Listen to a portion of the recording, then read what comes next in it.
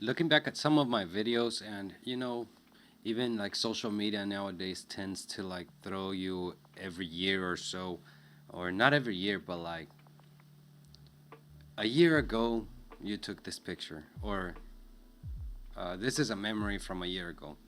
So like you uploaded something, and later on it shows it to you like years after, and uh, there's no doubt that there are things that I used to believe that now I don't believe, and they're they're actually very opposite compared to how I think now. Um, and this is something that has been happening over time, where I realized that like my way of thinking has changed over time. I I knew I had something in my mouth. There's no denying that back then I had more of a spiritual belief, I think, in a sense, and maybe it's because well, I don't know if I owe it to this. I probably shouldn't say that I owe it to this. That would be too, too, no, I can't say that, because this is actually a book that did in a way open up my mind, and I think it's a good book. But there's a thing with it, and I actually don't recommend it for this particular reason. But the book that I read was The Four Agreements, and though it's a good book, it's more spiritually centered in a way, to put it that way, more like from a spiritual background kind of thing. And although there are things that are said in there that I think are actually legit with real life, I just can't recommend it because of the other stuff. And sometimes some people might tend to lean towards those beliefs a little bit more because they realize, oh shit, that makes sense to me, because of they tie it to their already spiritual beliefs that have been instilled onto their mind growing up, or traditionally in their culture and that kind of stuff. I used to have a more spiritual belief back then. And I think over time it did change towards a more rational way of thinking, I think we can call it, where like it's not easy to believe everything. Like you kind of want an explanation to everything before you can say that you understand it, right? But I think today there are still people that they believe something, and they believe it, and they won't change their mind, though they get argumented in a compelling way. For some reason they stay locked in their belief, they won't get past that, right? And here's my thing, okay? Over time I see that my even like I can see it in the kind of content that I upload, because like I told you, in some of those pictures I see, and I'm putting a quote or something that now I look at it and I'm like, okay, I couldn't say that without saying this too. Like, it's too idealistic, some of these things that I might have said before.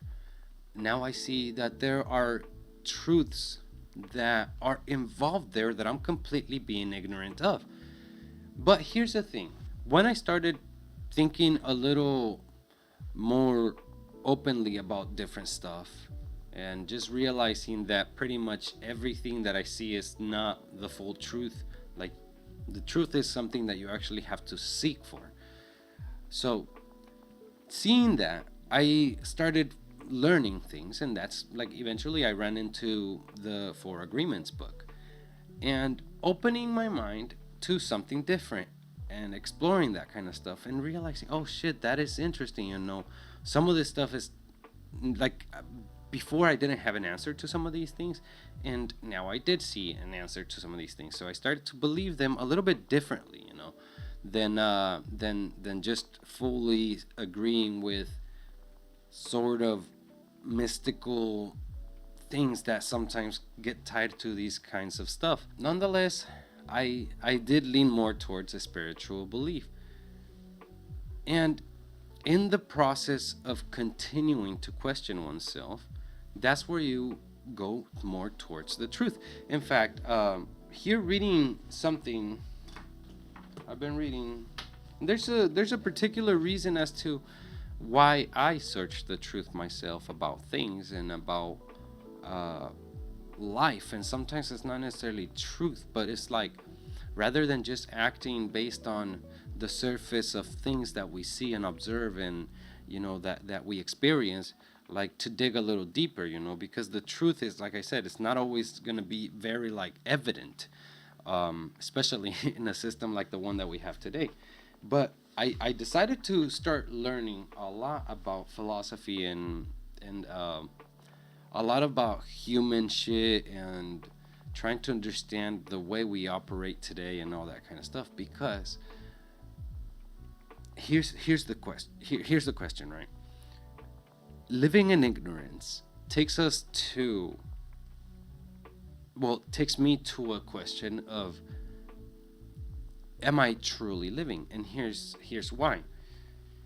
When we are careful and when we are rational, when we start to actually think deep about either the things that we're gonna do, the things that we say, or that we're gonna, even the things that we think, when we actually start to think deeper about those things, we realize that we hit a point where there's no like it's hard to go against what you really think, what you really believe. And when you go against that, you instantly feel the regret of choosing the thing that you chose, that you shouldn't have chosen, because you know better than that shit. There's like a level of awareness that comes with that way of doing things, that it makes one truly feel like there is somebody or something, some being actually expressing something,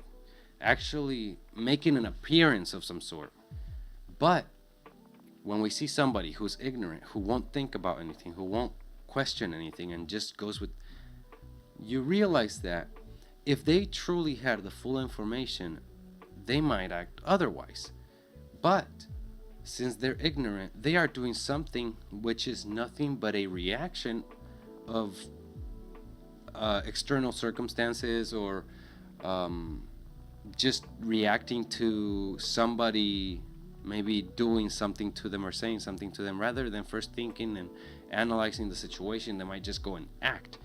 But when you think more rationally, I think that's when we get to the point where it's easier to accept what comes with our choices, because you sort of understand the decisions that you're making.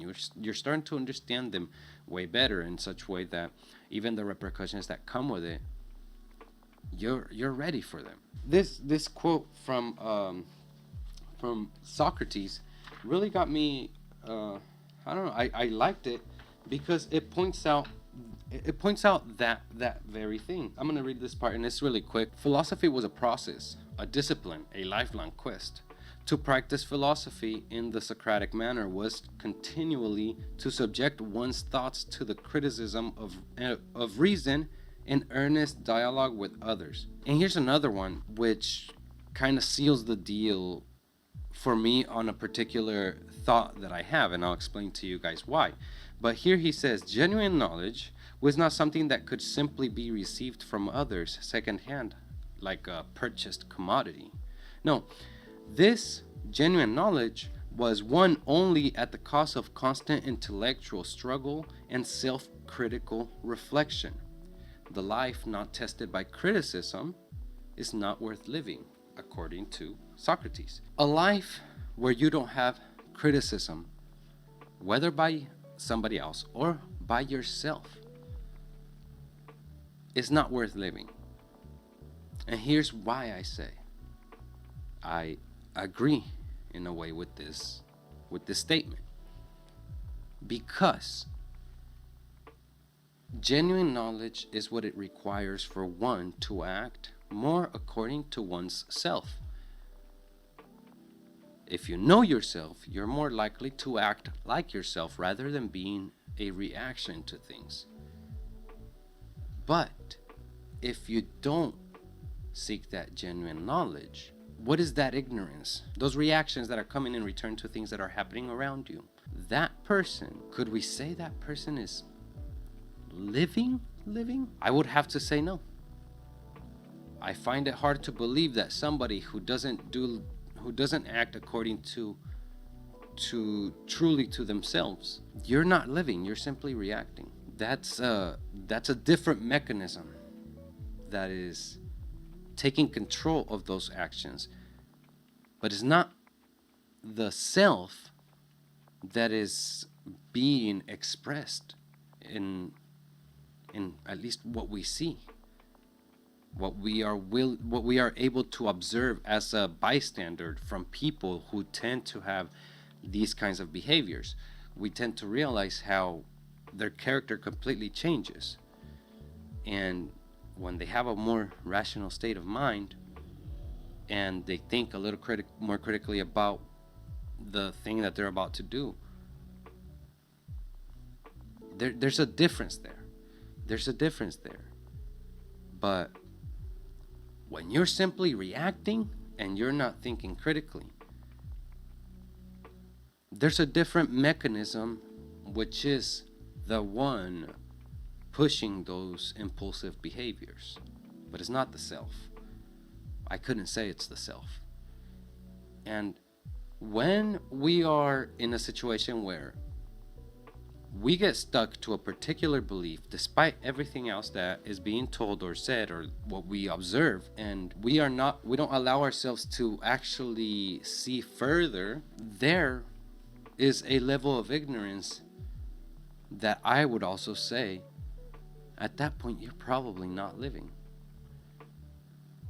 And some people, like for example in certain arguments with some people talking to me about this God thing, the idea of God. And I'm not even going to say that I don't believe in God, because honestly, I think I lean more towards the idea that there could be a God, the possibility of there being a God. But I see arguments and I ask questions because I'm seeking the truth. These people have stayed satisfied with those mystical stories that are told in the Bible, and rather than looking at them as allegories, they're thinking of them as actual events that happened, which is very unlikely that a lot of these events that are claims of actually having happened, the likelihood that these things happened is very minimal. Now, a lot of the times I ask these questions because some people argue to me in a way like they know, like they have an answer. And since their answers don't make sense to me, I have more questions. And they end up getting to the conclusion, at least a few of them have gotten to the conclusion that, you know what, you have made up your mind. You're not going to believe in him because you're not going to believe in him. And I think that's where they're mistaken. Because I'm not stuck in a mindset the way they are. No, I'm asking questions, and I hope you have a good answer to actually make me think differently. But, even afterwards, I think it's important after you have a discussion with somebody else that you on your own, you start thinking about that conversation. So you don't have the influence of somebody else, but also you try to do some self-analysis as to what things that I say, what am I claiming here? Does that make sense for me? Does it not make sense for me? That critical self-analysis, self-criticism that will push you more towards the truth, pushing aside a subjective way of thinking.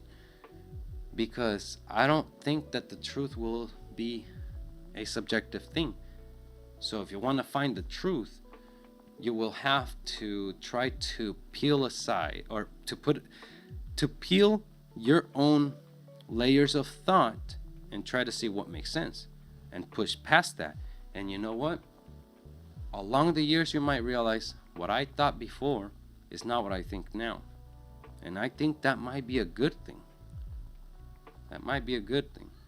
So, self-criticism, analysis of your own thoughts, and don't just stick to don't be subjective about this when doing it.